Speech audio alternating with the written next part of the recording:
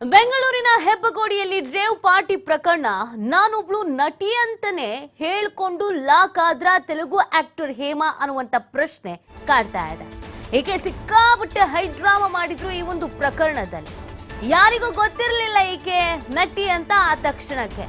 ಆದ್ರೆ ನಾನ್ ನಟಿ ಅಂತ ಹೇಳ್ಕೊಂಡೆ ತಗ್ಲಾಕೊಂಡ್ಬಿಟ್ರ ಅನ್ನುವಂತ ಪ್ರಶ್ನೆ ಇದೆ. ದಾಳಿ ನಡೆಸಿದ ಸಿಸಿಬಿಗೆ ಆಕೆ ನಟಿ ಅನ್ನೋದು ಗೊತ್ತಿರ್ಲಿಲ್ವಂತೆ. ಎಲ್ಲರನ್ನೂ ವಿಚಾರಿಸುವ ಹಾಗೇನೆ ಹೇಮಾಳನ್ನೂ ಕೂಡ ನಾರ್ಮಲ್ ಆಗಿ ಏನ್ ಕ್ವಶನ್ಸ್ ಇತ್ತು ಅದನ್ನ ಕೇಳಿದ್ದಾರೆ, ವಿಚಾರಣೆಯನ್ನ ನಡೆಸಿದ್ದಾರೆ. ಈ ವೇಳೆ ಪೊಲೀಸರ ಮುಂದೆ ಸಿಕ್ಕಾಪಟ್ಟೆ ಡ್ರಾಮಾ ಮಾಡಿದ್ದಾರಂತೆ. ನಾನು ದೊಡ್ಡ ನಟಿ, 1000ಕ್ಕೂ ಅಧಿಕ ಚಿತ್ರಗಳಲ್ಲಿ ನಟಿಸಿದ್ದೇನೆ ಅಂತ ಹೈಡ್ರಾಮವನ್ನ ಮಾಡಿದ್ದಾರಂತೆ.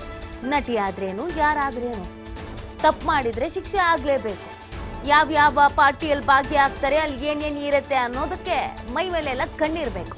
ಅದು ನಟಿ ಅಂದ್ಮೇಲೆ ಸ್ವಲ್ಪ ಜಾಸ್ತಿನೇ ಇರಬೇಕು. ಯಾಕಂದ್ರೆ ಸೆಲೆಬ್ರಿಟಿಗಳಲ್ವಾ, ಗಾಸಿಪ್ ಆಗತ್ತೆ, ಎಲ್ಲ ನಮ್ಮ ಮೇಲೆ ಕಣ್ಣಿಟ್ಟಿರ್ತಾರೆ. ನಾನೇನ್ ಮಾಡ್ತೀನೋ, ನನ್ನ ಫ್ಯಾನ್ ಫಾಲೋವರ್ಸ್ ಅದೇ ಮಾಡ್ತಾರೆ, ಹಾಗಾಗಿ ನಾನು ಅಲರ್ಟ್ ಆಗಿರ್ಬೇಕು ಅಂತ ಇರಬೇಕಾಗಿತ್ತು.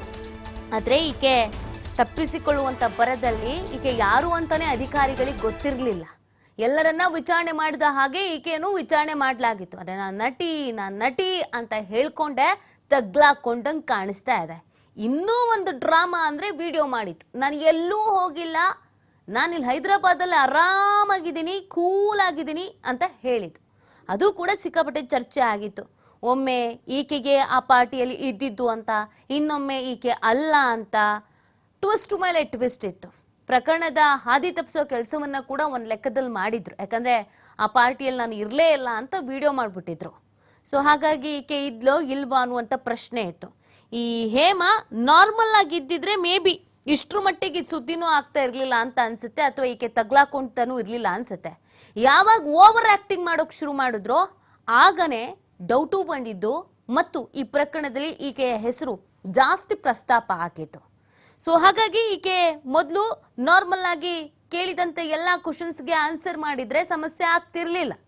ಯಾವುದೇ ಕ್ವಶನ್ ಕೇಳಿದ್ರು ಈಕೆ ಮಾತ್ರ ನಾನು ಆಕ್ಟರು ಇದೊಂದನ್ನು ಬಿಟ್ರೆ ಇನ್ನೇನು ಹೇಳ್ತಿರ್ಲಿಲ್ವಂತೆ. ಸಾವಿರಾರು ಸಿನಿಮಾ ಮಾಡಿದ್ದೀನಿ ಅಂತ ಶೋ ಆಫ್ ಬಿಲ್ಡಪ್ ಕೊಡ್ತಾ ಇದ್ರಂತೆ. ಈ ಕಾರಣಕ್ಕಾಗಿ ಪ್ರಕರಣ ಮತ್ತೊಂದು ಲೆವೆಲ್ಗೆ ಹೋಯ್ತು. ಸೊ ಈಕೆಯ ಕಾಲ್ ಮೇಲೆ ಕಲ್ಲು ಎತ್ತಾಕೊಂಡಂಗಿದೆ ಈ ಪ್ರಕರಣದಲ್ಲಿ. ಅದಲ್ದೇನೆ ಪ್ರಕರಣದ ದಾರಿ ತಪ್ಪಿಸುವಂತ ಕೆಲಸ, ಜನರನ್ನ ಮಿಸ್ಲೀಡ್ ಮಾಡುವಂತ ಕೆಲಸವನ್ನ ಕೂಡ ಈಕೆ ಮಾಡಿದ್ರು. ಒಂದ್ ಕಡೆಯಲ್ಲಿ ತನಿಖೆ ಆಗ್ತಾ ಇದೆ. ಈ ಸಂದರ್ಭದಲ್ಲಿ ಈಕೆ ವಿಡಿಯೋ ಒಂದನ್ನು ಮಾಡಿದ್ರು. ಯಾವುದೋ ಒಂದು ಬ್ಯಾಕ್ ಗ್ರೌಂಡ್ ಅಲ್ಲಿ ಹೋಗಿ ನಿಂತ್ಕೊಂಡು, ನೋಡಿ ನಾನು ಎಲ್ಲೂ ಹೋಗಿಲ್ಲ, ನಾನು ಇಲ್ಲೇ ಇದ್ದೀನಿ, ಆ ಪಾರ್ಟಿಲಿ ಭಾಗಿಯಾಗಿಲ್ಲ ಅಂತ ಹೇಳಿದ್ರು.